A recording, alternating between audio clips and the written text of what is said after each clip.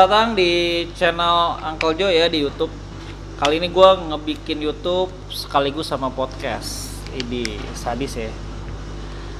Di video kali ini gue mau bahas soal pajak ya. Nah, soal pajak ini menarik nih. Kedai kopi kan bikin pajak nih, bayar pajak dong. Kemarin ada yang nanya juga di workshop, kira-kira pajaknya gimana gitu. Gini, gue mau buka dulu file gue soal pajak ya. Nah, sebetulnya kita kena pajak tahu nggak sih sebetulnya usaha kedai kopi ini? Nah, kita mesti bedain.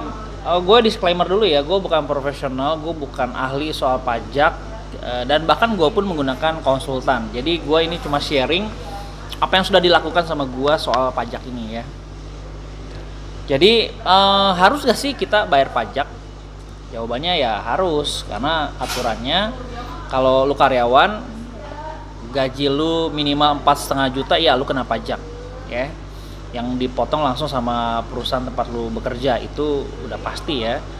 Nah, lalu kalau lu pengusaha, apapun bentuk usaha yang lu punya, ya lu kena pajak. Namanya PPh pasal 4 ayat 2, yaitu pajak final ya dari pemerintah pusat. Jadi itu dari omset yang lu punya dikali 0,5%. Nah, makanya kenapa gue lebih masih seneng di UKM gitu, bukan di PT, karena itu berkaitan sama pajak. Kalau kalian sudah punya omset di 4,8 miliar per tahun, nah lu saatnya lu bikin PT ya. Lalu oke, sekarang kedai kopi. Langsung spesifik nih gue ke usaha yang gue jalani sekarang. Ya, di luar usaha utama banyak orang ya menghindari pajak itu dengan lu mungkin bikin usahanya usaha apa tapi lu nggak mau kelihatan gitu. Banyak tuh yang begitu. Mungkin di antara kalian juga punya usaha yang tidak bayar pajak gitu, tapi usaha utamanya lu bayar pajak. Ya, apapun situasi dan kondisi yang kalian miliki, yang lu punya, intinya usaha lu tuh harusnya bayar pajak ya. Gua gimana nih di Uncle Joe nih? Uncle Joe Kopi gimana? Kedai kopi nih yang levelnya UKM tuh gimana nih? Kita ngomong level UKM ya. Intinya kalian jangan ngambil konsultasi dari video ini. Ini cuma sharing apa yang gua lakukan. Jadi gua bukan profesional ya. Jadi lu harus konsultasi sama profesional ya, jangan sama gua. Ini cuma gue sharing pengalaman pribadi gimana gue nerapin soal pajak ini di Uncle Joe. Nah, jadi kalau kedai kopi gimana nih? Nah, kedai kopi gue kena pajak final, yaitu pasal 4 ayat 2 PPh ya. Itu omset 0,5% dikali omset ya. Itu gue bayarkan, yang tiap tahun gue dapat SPT tahun yang gue laporkan dalam bentuk SPT itu. Lalu yang kedua, pajak restoran itu PB1. Artinya lu mesti bayar 10% dari omset ke Pemda gitu ya. Ini gua ada piagam. Oke. Nah, ini dia. Ini plakat ya, piagam. Piagam atau plakat bilangnya sih. Ini gua ada konsumen restoran ini dipungut pajak. Nah, sebetulnya PB1 ini adalah pajak yang dibayarkan oleh konsumen kalian. Konsumennya Uncle Joe kan kesini mereka jajan kopi gitu, makan, dan mereka dikenakan 10%. Nah, gua ada diterapin di di bond gua di POS, point of sale yang gua terapkan. Gua nggak kasih pajak lagi karena hitungan HPP gua sudah gua inputkan pajak di situ. Jadi sebetulnya produk kopi gua tuh murah, karena konsumen nggak perlu bayar pajak lagi. Karena kalau dikurangi 10%, ya pajak lo sebetulnya udah gue bayarin buat kalian yang jajan di Uncle Joe ya. Tapi ada juga kan restoran-restoran yang memang di luar pajak. Lo tahu ya, ada jajan lo berapa terus pajak berapa. Nah, itu PB1 itu dibayarkan ke Pemda ya, di Spenda setempat ya, pemerintah daerah. Nah, kira-kira mulai kapan kita mau bayar pajak? Kalau saran gue adalah, namanya bisnis dan kita di pemerintahan sekarang tuh memberikan sedikit kemudahan atau keringanan, mungkin bisa dibilang grace period ya. Jadi gue waktu itu didatangi sama orang pajak dan ya udah gue apa adanya aja, kondisi gue masih sepi, masih baru mulai juga, kayaknya belum siap bayar pajak.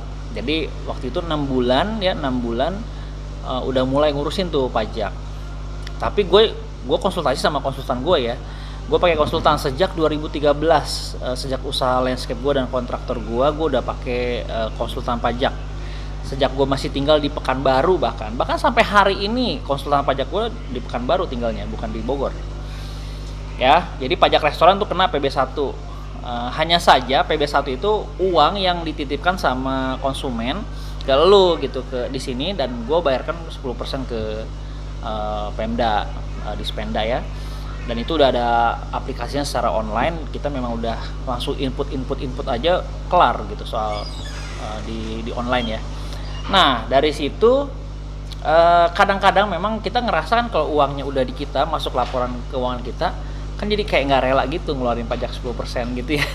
Dan itu terjadi banyak banget. Gua rasa permainan untuk memanipulasi pajak itu banyak cara ya. Gua nggak ngajarin soal itu, tapi setidaknya di masing-masing pemerintah daerah itu punya kebijakan masing-masing. Orang pajaknya pun juga ada yang mungkin udahlah yang penting bayar aja berapapun, ada yang begitu, ada yang memang ngejar banget gitu, lu dikejar banget gitu, apalagi usaha lu gede gitu ya, rame gede dan lu pasti dikejar. Dan itu bukan ya, memang udah seharusnya dibayarkan ya, kita nggak perlu umpet-umpetin juga sih. Kalau udah kita ngumpet-ngumpetin, mereka punya satu sistem di mana tinggal colok aja ke mesin kasir lu, dia udah tahu tuh omset harian lu berapa. Jadi daripada begitu mendingan kita dari awal bayar pajak aja ya kan. Itu jadi saran gua bikin yang rapi.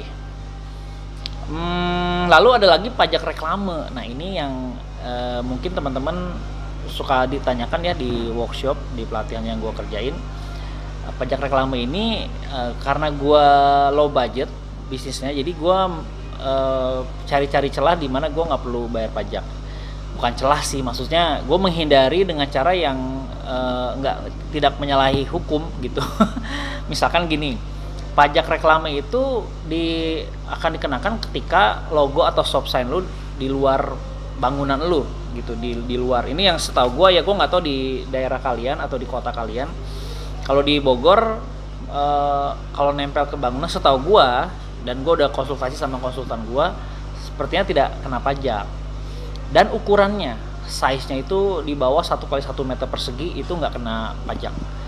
Tapi di atas 1 meter persegi itu lu kena tuh, regulasinya sudah ada. Nah, gue nanya juga ke orang pajak yang datang ke sini, namanya Kang Acep ya, Kang Acep di Spenda. Ini kalau nonton video ini, gue juga konsultasi sama beliau.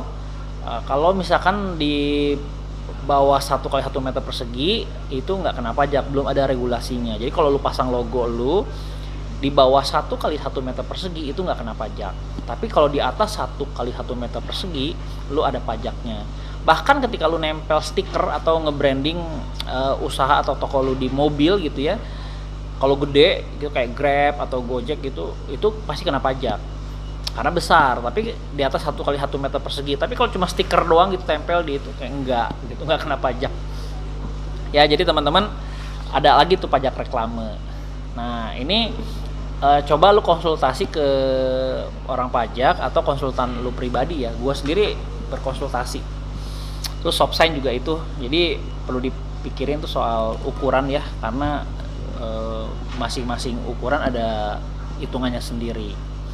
Ya itu yang pasti, yang pajak dua ini nih yang paling kita kena ya, pajak final yang pasal 2 ayat pasal 4 ayat 2, lalu pajak PB1 itu yang dikenakan ke kedai kopi ya, dan reklame.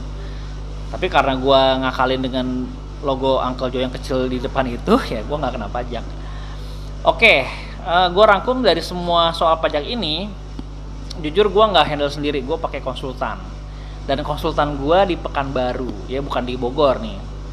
Jadi kalau gue mau datengin konsultan gue ya dia, jadi semuanya gue serahin soal pajak itu ke dia. Namanya Vivi ya, cewek gitu. Gue udah pakai jasa dia itu sejak 2013 di usaha gue di landscape maupun di kontraktor.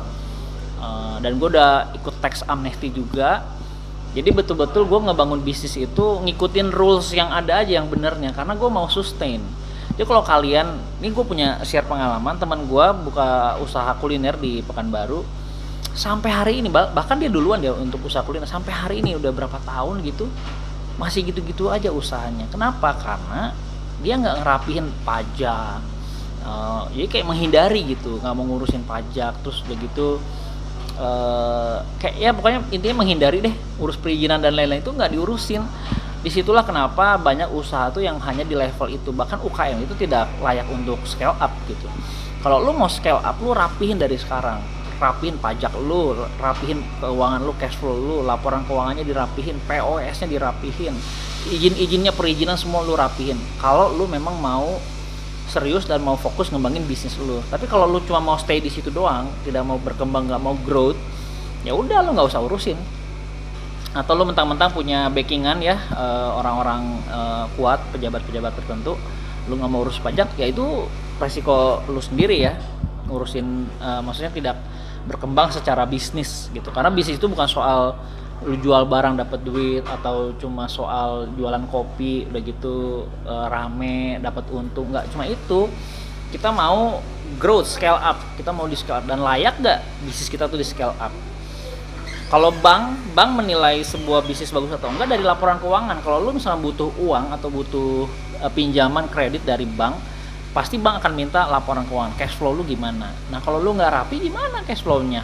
Itu yang terjadi sama banyak banget, nggak cuma temen gue tapi orang-orang banyak banget bikin bisnis tuh kayak gitu. Hanya cuma dapat duit, ya lu dapat duit kecil udah gitu habis, udah aja gitu, laporan nggak jelas, untung kagak jelas berapa. Makanya dari awal itu jangan menggabungkan uang pribadi sama uang bisnis, uang usaha. Ini dipisah, profesional aja kita. Kayak Uncle Joe nih, gue sendiri nggak nge-handle keuangan gue sendiri. Gue lempar sama finance yang kelola, gue nggak megang uang Uncle Joe. Karena gue tahu bakal berantakan, gue tahu gue nggak punya kemampuan di financial intelligence, gue jeblok banget. Jadi ya gue menyerahkan semuanya kepada finance. Nah terakhir kenapa gue pakai konsultan? Karena pajak itu banyak banget update-update-nya, rules-nya, aturannya. Dan kita kalau bukan orang pajak, bukan di situ bidangnya, ya kita nggak akan keteteran gitu. Kita pasti bingung dan ribet gitu, bahkan nggak update gitu ya. Makanya gue serahin sama profesional aja, sama orang yang di bidangnya, konsultan pajak. Dan kenapa masih di Pekanbaru konsultannya, kenapa nggak di Bogor? Ada 3 alasan ya kenapa gue mempertahankan Vivi sebagai konsultan pajak gue. 1, dia cantik ya. Kedua, dia ngerti gue banget. Jadi karena gue udah kenal lama, jadi dia sangat mengerti sekali gue. Dia tahu gue tuh agak bego di soal pajak, jadi dia nggak akan ngejelasin ribet-ribet. Jadi dia langsung mempersingkat aja, langsung kasih inti-intinya aja ke gue. Jadi dia mengerti gue banget. Ketiga, terjangkau. Jadi kalau kalian mau punya konsultan yang seperti gue, silakan nanti bisa kontak atau komen di bawah, nanti gue kasih kontaknya. Tapi beliau udah menikah sekarang ya, tapi gue masih jaga hubungan dan senang kalau ngobrol-ngobrol konsultasi sama beliau. Dan materi ini pun di video yang gue rekam ini, gue konsultasi dulu sama Vivi soal pajak ini, karena ini cukup penting dan gue nggak mau sampai misleading ya.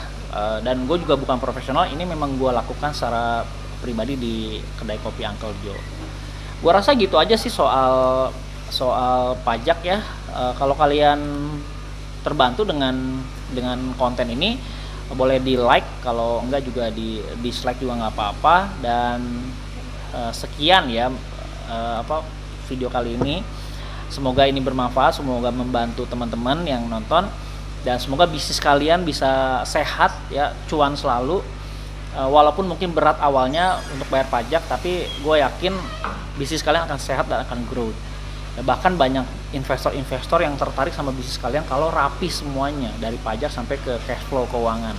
Dan gue rasa itu dasar dari sebuah bisnis yang sukses. Dan gitu aja, sampai ketemu di video selanjutnya. Dadah. Thank you ya yang udah nonton video ini. Jangan lupa subscribe sebagai bentuk dukungan lo terhadap channel ini.